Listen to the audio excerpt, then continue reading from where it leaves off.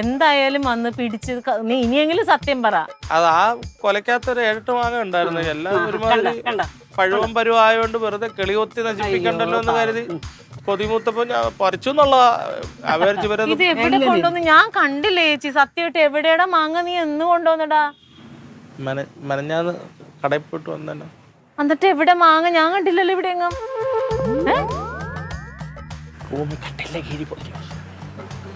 എടുത്തുണ്ടോടാ? എടുത്തിട്ട് വരാൻ. സോറി ഇട്ടാ ചേച്ചി, ഞാൻ എന്ത് ചെയ്യാൻ? അയ്യോ കൊച്ച് ചെയ്തെന്നല്ല ഞാൻ പറഞ്ഞത്. ഞാനേ ഇപ്പൊ വന്ന് പറഞ്ഞില്ലേ, അയലോക്കാരനോട് പറഞ്ഞതുകൊണ്ടാണ് ഞാൻ ഇങ്ങനെ പറഞ്ഞത്. ഇല്ലെങ്കിൽ ഇപ്പൊ ഞാൻ നോളെ പറഞ്ഞതല്ലേ മോള് വിചാരിക്കുള്ളൂ.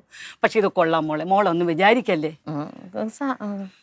ഇങ്ങനെയൊക്കെ ഉള്ള പിള്ളേരെയൊക്കെ എന്തിനാ മോളെ ഈ വീടിൻ്റെ അകത്തൊക്കെ വെച്ച് വാഴിക്കണത്?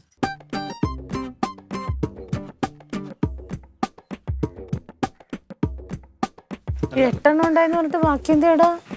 കട്ടിലിന്റെ കീഴിൽ ഇത് വെച്ചിരുന്നത്. അതിന്റെ മണം കേട്ടപ്പോ കൊതിയൊന്നും അറിയാതെ കട്ട് ചെയ്ത് കഴിച്ചു. ഒരു കാര്യം ചെയ്, നീ അതും കൂടെ കഴിച്ചു. അല്ല കൊച്ചുമക്കൾക്ക്. അയ്യോ വേണ്ട വേണ്ട വേണ്ട, പോട്ടെ തങ്ക. ഇനി എന്റെ വീടിന്റെ പരിസരത്ത് കണ്ടുപോവല്ലേ, കേട്ടല്ലോ?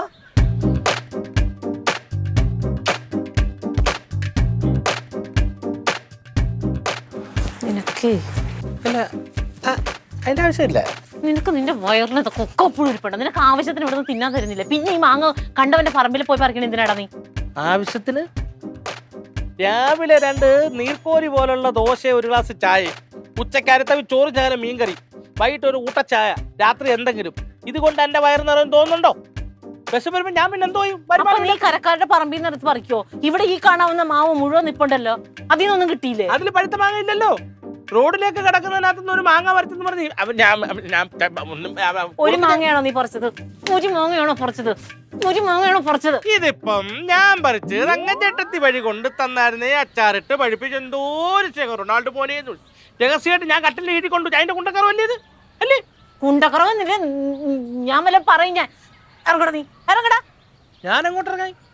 അത് നിസ്സാര മാങ്ങയുടെ കാര്യത്തിൽ ഞാൻ ഇറങ്ങേണ്ട കാര്യം എന്ത്? അയ്യാ, നിസ്സാര മാങ്ങ എന്താണെങ്കിലും അന്യന്റെ മുതല് വീട്ടിലെടുത്തോണ്ട് വരുമ്പോ അത് കള്ളത്തരമാണ്. ഇങ്ങനെ കള്ളന് തെമ്മാടിത്തരം കാണിക്കണമെന്ന് എന്റെ വീട്ടിൽ കയറ്റാൻ പറ്റില്ല. ഇറങ്ങ നീ, ഇറങ്ങ. പുരോഗ കള്ളനാ ക്ലീറ്റമച്ചമ്മക്ക് വീട്ടിൽ താമസിക്കുക. അപ്പടായി 10 രൂപ വിലയുള്ള ഊപ്പമാങ്ങ പറിച്ച ഞാന്. ആ മനുഷ്യൻ ഒരാളുടെ കുടുംബത്തിൽ നിന്ന് കയറി മോഷ്ടിച്ചതൊന്നുമില്ല. നിന്നെ പോലെ തെമ്മാടിത്തരം. പിന്നെ ഈ രസീത് ഊറ്റി അടിച്ച് കടക്കാരൊക്കെ മൊത്തം കുടുംബത്തെ കയറിപ്പിരിക്കുന്നതോ? നീ ക്ലീറ്റോന്റെ കുറ്റം അന്വേഷിക്കാനല്ലേ പറഞ്ഞേ? ഇറങ്ങാനേ പറഞ്ഞത് എന്റെ വീട്ടിൽ നിന്ന്. അവൻ വലിയൊരു മാന്യം വന്നേക്കുന്നു. മാന്യം ഇറങ്ങും.